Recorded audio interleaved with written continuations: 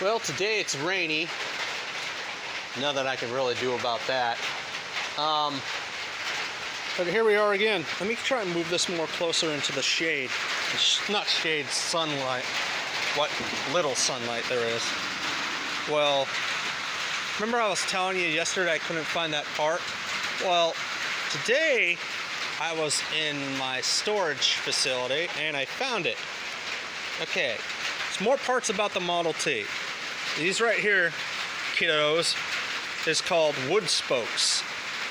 Back in the day, Ford made them out of hickory.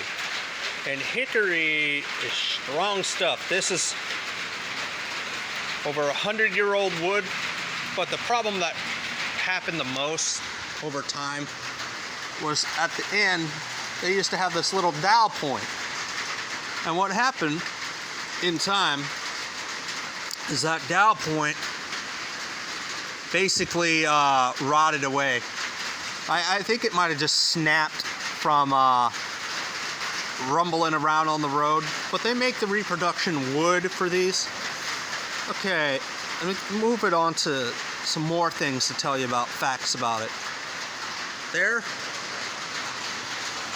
you pack grease in there, and this is your hubcap. This is an original hubcap from my Uncle Lonnie's farm up in Lubbock, Texas. I'm not the only one that has a car collection. So, yeah. Except his are more prettier than mine. Better condition, but he has more money.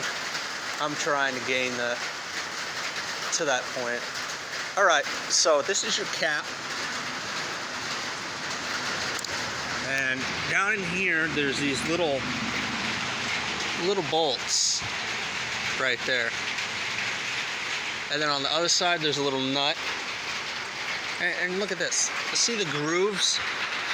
They match to where they fit perfectly around this. And I flip it over. That's what it looks like in there. There's your little bearing right there. And a little dust cap.